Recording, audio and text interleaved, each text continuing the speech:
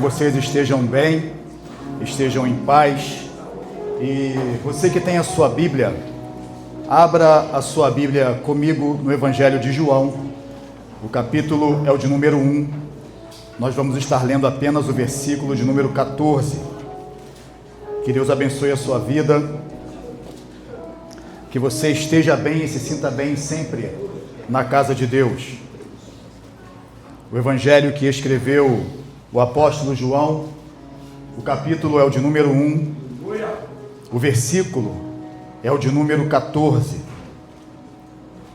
Eu vou repetir uma fala que eu fiz pela manhã aqui na Escola Bíblica Dominical, sobre, além de ser uma grande honra e claro, um privilégio trazer a palavra à igreja, nós sabemos muito bem da responsabilidade que temos, porque humanamente falando, eu olho aqui, eu vejo a Letícia, eu vejo a Keila, eu vejo o Marco, eu vejo cada irmão com seu nome humano, mas nós sabemos muito bem que vocês são, que eu sou, que nós somos a igreja de Cristo, a noiva do Cordeiro, a esposa do Cordeiro. Então uma responsabilidade muito grande, da qual nós estamos bem cientes, de trazermos uma palavra, uma doutrina sã, verdadeira, alinhada com a palavra daquele que é o dono da igreja. João capítulo de número 1, versículo 14 diz assim: E o Verbo se fez carne e habitou entre nós, e vimos a sua glória, como a glória do unigênito do Pai, cheio de graça e de verdade. Vamos ler juntos? 1, 2, 3. E o Verbo se fez carne e habitou entre nós, e vimos a sua glória, como a glória do unigênito do Pai, cheio de graça e de verdade. E você se assenta dando glórias a Deus. E o Verbo se fez carne, Cristo se fez carne e habitou entre nós, e vimos a sua glória como a glória do unigênito do Pai, cheio de graça e de verdade. É claro que eu não contabilizei aqui quantos glórias já foram dados neste culto, verbalmente, com a boca, com os lábios. Outros glorificaram a Deus com as suas mãos, outros glorificaram a Deus com o seu instrumento, outros glorificaram a Deus em espírito, em pensamento, com a alma. Mas uma coisa é fato: glorificar e glória é coisa comum entre a cristandade, entre os filhos de Deus. É uma coisa até fácil de entender, é algo até fácil de perceber, às vezes difícil de explicar. Se nós formos no Antigo Testamento, lá no original hebraico, nós vamos encontrar uma palavra que faz referência no nosso idioma a isso que se chama glória. Se formos no Novo Testamento, você encontra no grego uma outra palavra que no nosso idioma faz referência à glória. E nós podemos dizer que glória é resplendor, glória é louvor, glória é honra, glória é glória, glória é glorificar. E é por isso que quando você sente a presença de Deus, é por isso que quando você está feliz com Deus, ou muitas vezes quando você, como aprendemos hoje na Escola Bíblica Dominical, passando por um deserto, por uma provação, passando por um vale, ainda assim você é capaz de fazer o quê? De glorificar a Deus. Então glorificar, Milson, é elogiar, glorificar é louvar, glorificar é contemplar o esplendor. E a Bíblia de Gênesis a Apocalipse, ela fala da glória de Deus. Há um texto muito interessante, que é o texto de Isaías, no capítulo 6, aonde Isaías ele tem uma visão do céu. Já falamos muito sobre esse texto aqui, mas eu quero repetir. Isaías, ele olha para o céu e a Bíblia diz que ele vê o trono de Deus. Ele diz, na verdade, que vê o Senhor assentado em um alto e sublime, podemos dizer, um glorioso trono.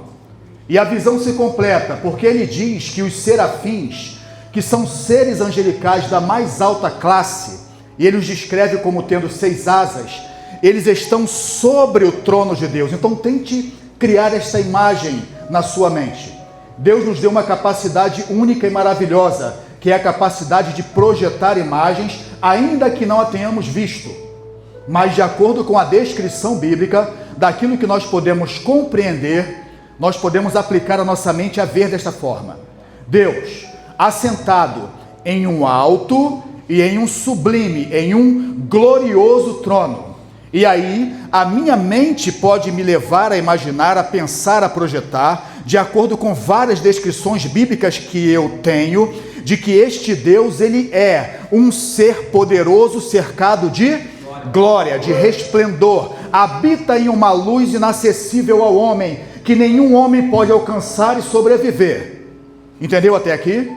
E aí estes seres, serafins, que significa ser que arde em chama, estão sobre o trono, sobre a cabeça de Deus. 6 asas.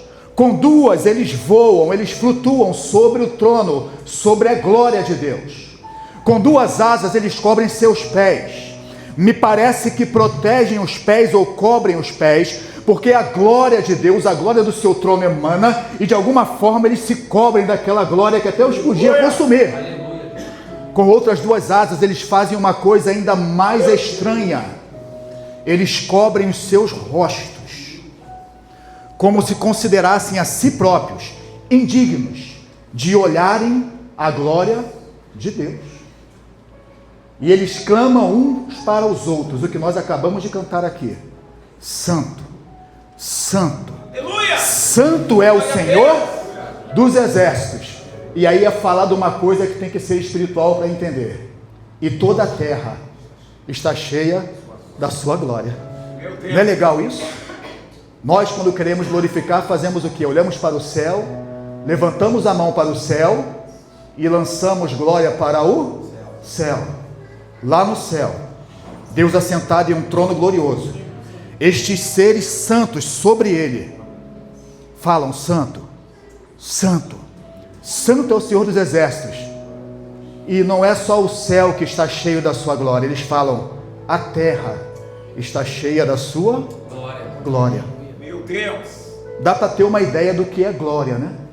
É algo que resplande, é algo luminoso, e é algo, segundo a descrição bíblica, que em algum momento nós, como seres humanos, nesta carne, nesta existência, não somos capazes de suportar. Em outro texto, o escritor vai dizer que uma é a glória do sol, uma é a glória da lua, outra é a glória das estrelas.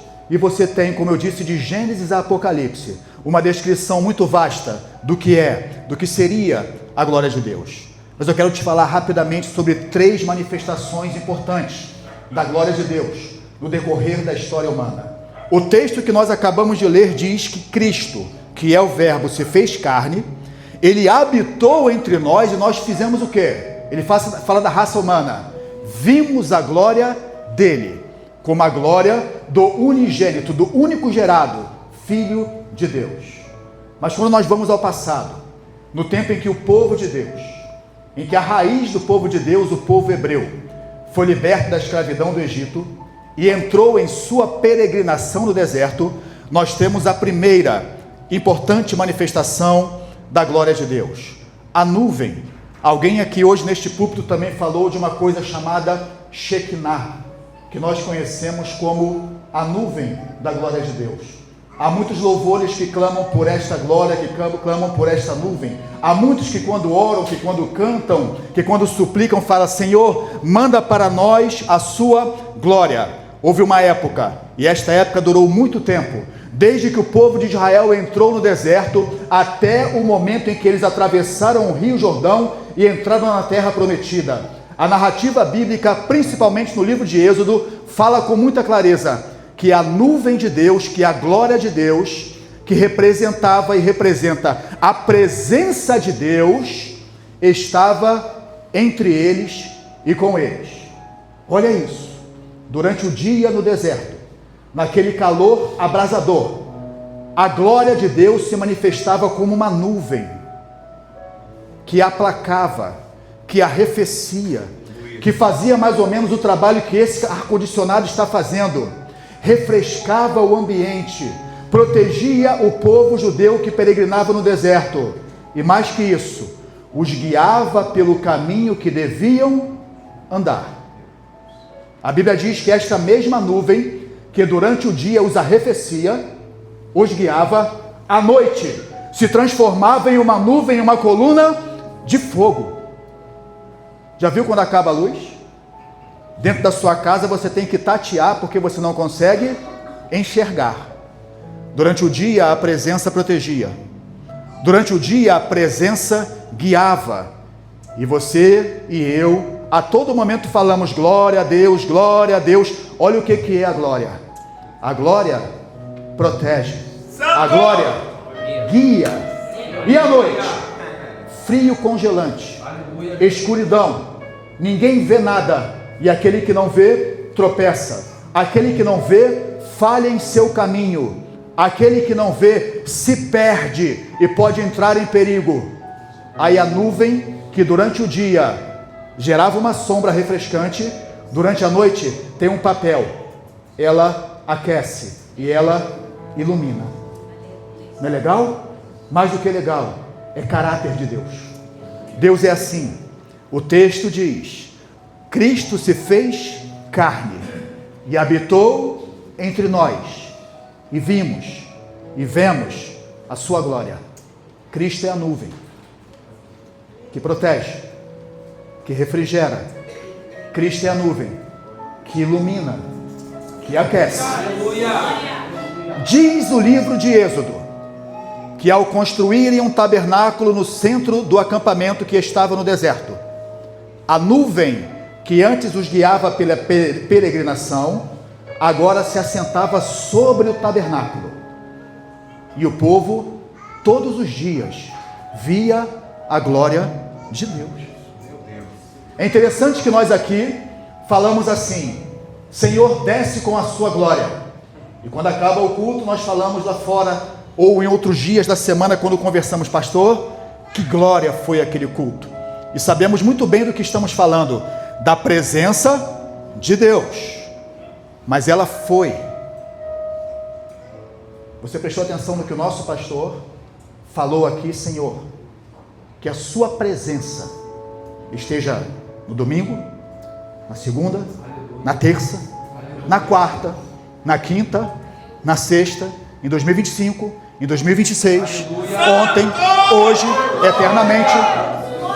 E Deus, ele se apresentou assim no deserto. Tente viver a vida de um hebreu no deserto do Sinai. Você abria a sua tenda pela manhã, e quando você olhava para o centro do acampamento, quem estava lá? Deus, na presença de uma nuvem.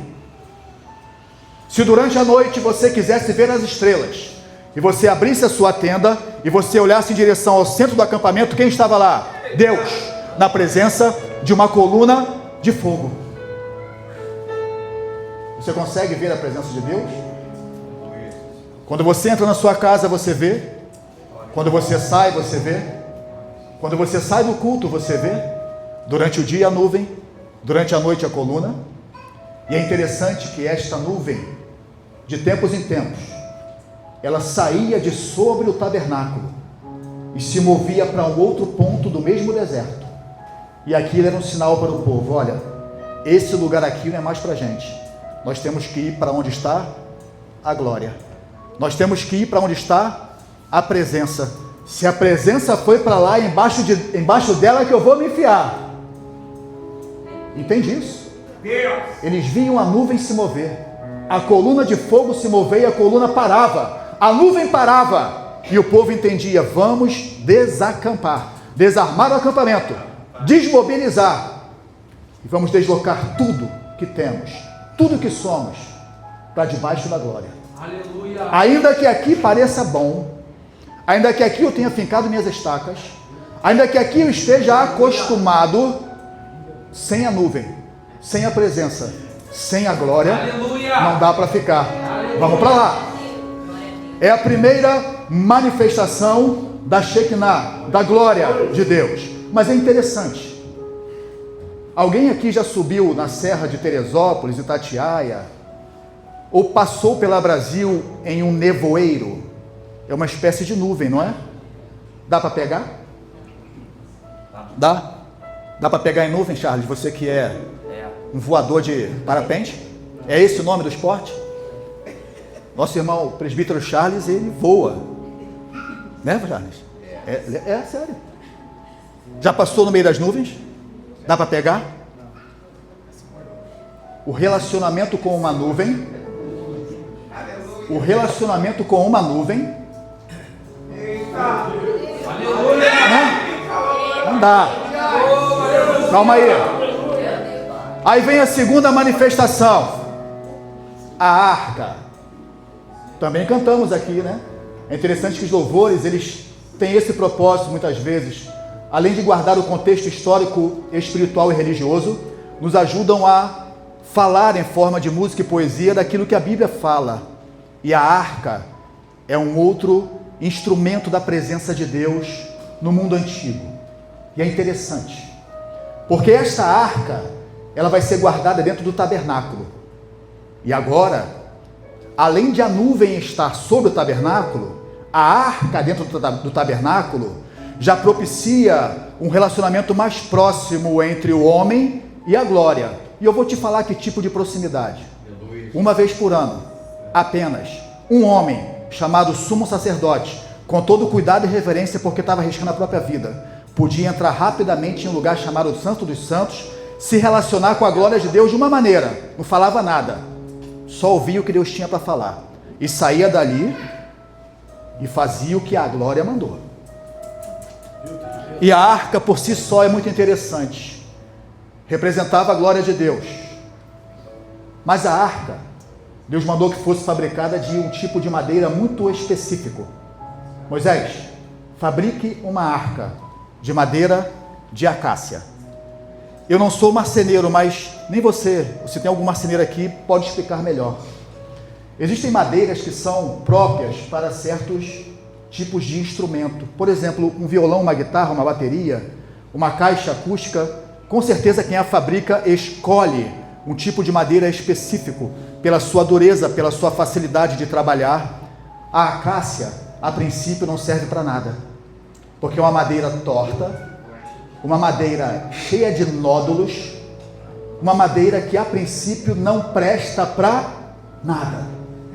Mas é com esta madeira, é com coisa que não serve para nada, que Deus fala: faça uma arca, faça uma caixa. Pastor, mas a madeira é feia, é cheia de nódulos, é imperfeita. Faça, está feita? Agora cobre com o mais fino e puro ouro. Já cobriu. Opa, aquilo que era feio, coberto agora pelo que tem valor e é santo e é puro. Aleluia!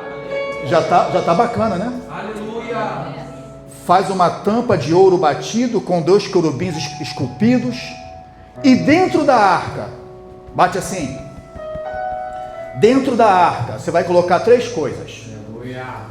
Você vai colocar um pote de ouro com o maná.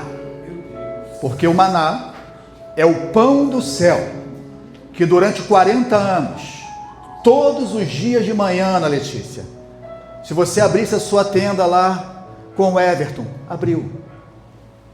Naquele deserto vocês iriam ver, lá no centro, a nuvem e o chão branquinho, coberto de um tipo de pão que desceu do céu, que ao comer, nutria o corpo daquele povo de tal maneira que ninguém ficava doente.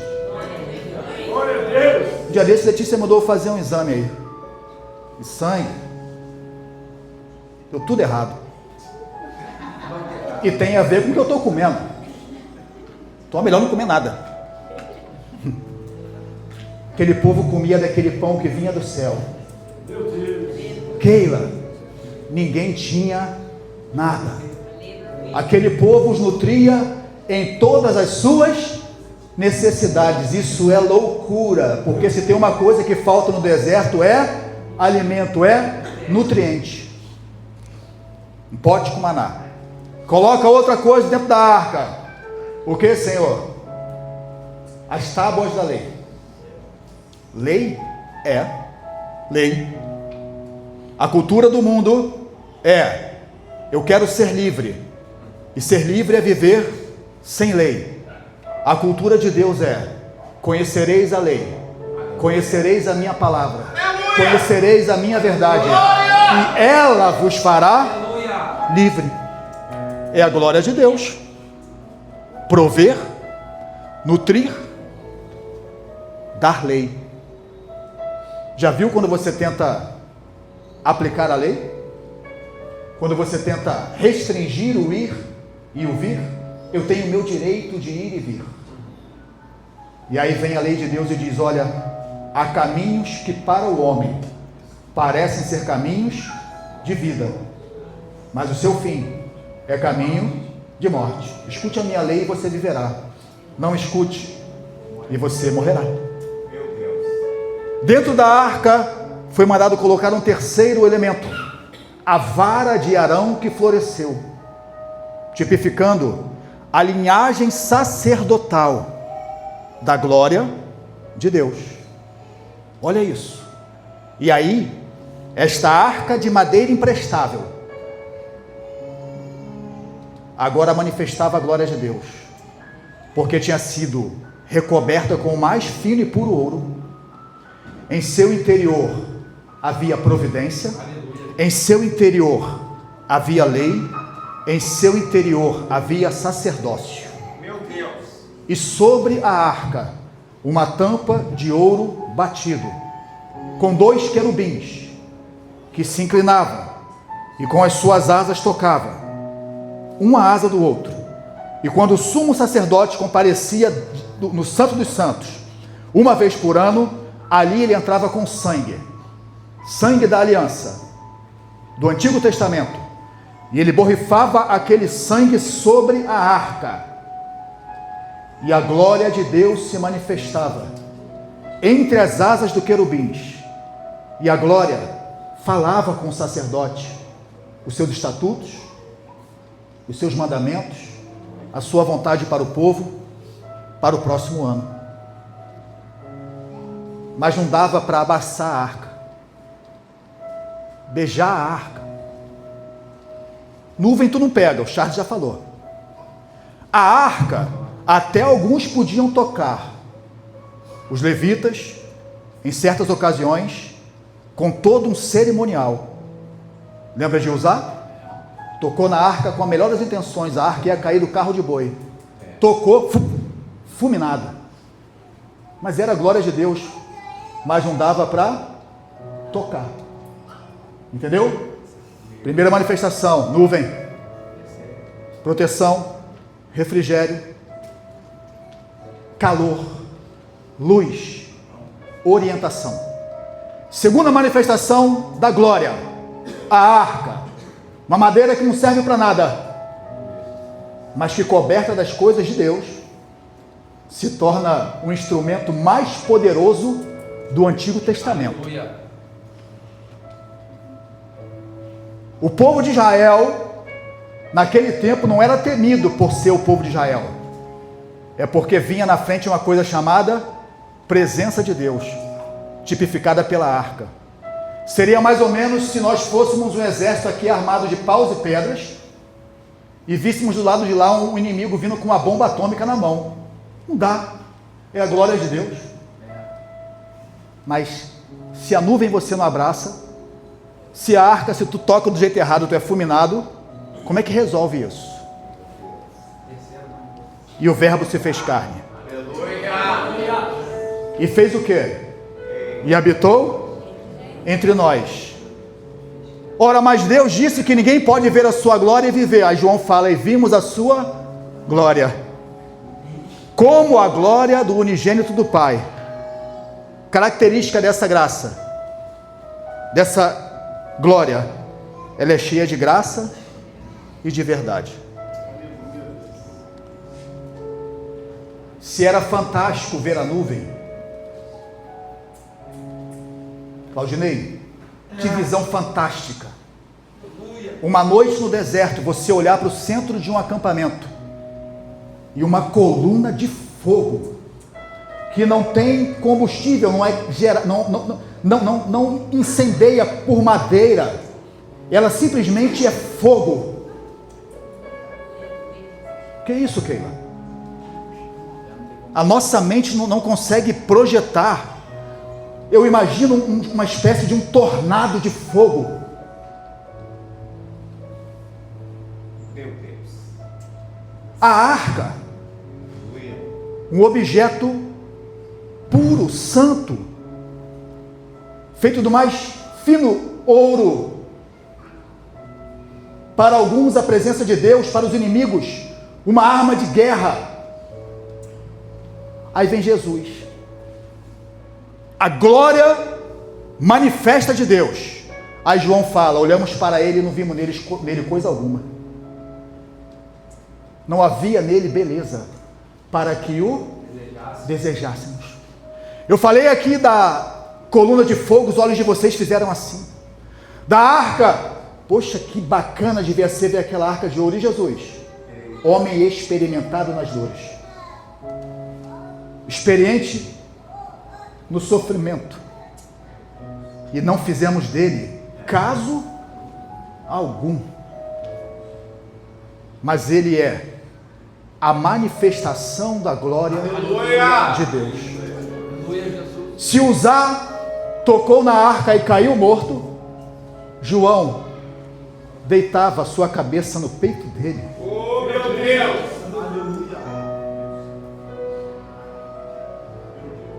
Amigo! Se Moisés, ao ver a glória de Deus passar por uma fenda de uma pedra no Monte Sinai, depois disso teve que usar um véu porque o seu rosto resplandecia, esses homens viram a face de Cristo. Alguns cuspiram nela, alguns a esbofetearam. A glória de Deus. Este pão que está despedaçado aqui representa a glória do Deus vivo que foi moída, despedaçada por quem? Por nós. O cálice, o sangue da glória feita em carne, e foi derramado por quem? Por nós.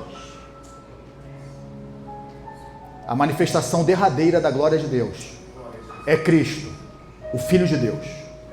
E ele avisou em Mateus: vocês vão ver o Filho do Homem voltando em sua glória, com os seus santos anjos, e ele se assentará no trono da sua glória.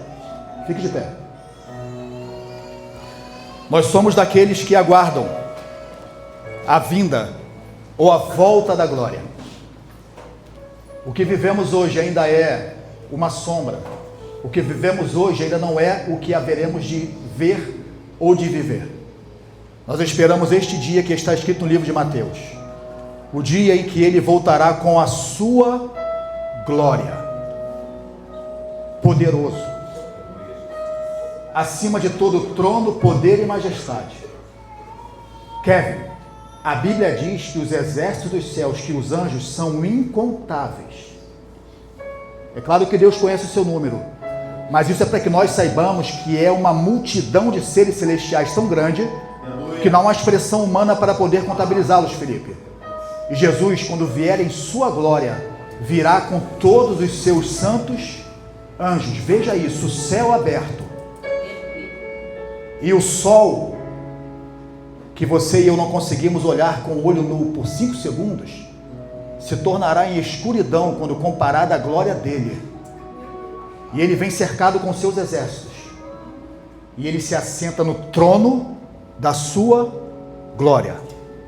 É por isso que nós o glorificamos, porque ele é glorioso, porque ele é a nuvem, porque ele é a coluna de fogo, porque ele é o ouro que refinou a nossa vida. Nós somos a madeira de acácia, porque o maná dele está em nós, porque a providência dele está em nós, porque a lei dele nos foi dada, porque o sacerdócio dele nos foi dado, e porque ele habitou entre nós. E assim como eu posso abraçar aqui os meus irmãos, beijar meus irmãos, veja, Cristo se fez de tal forma que ele se permitiu abraçar, beijar, ser amado por aquele que o recebeu, que o quis. Há alguém nesta noite, nesta casa de oração, que entendeu essa simples e rápida palavra e quer dar um abraço em Jesus? Aleluia! Sabe, neste momento é meio como a nuvem que o Charles voa lá. Tu não toca não, mas ele te toca.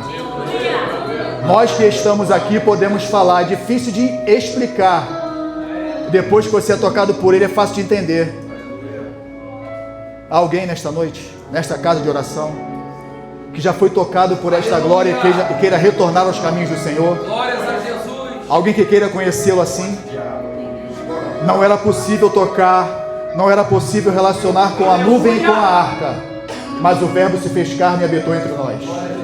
Não havendo, que Deus abençoe a sua vida e que a glória dele esteja sobre você todos os dias da sua vida. Amém? Deus abençoe a sua vida. Aleluia.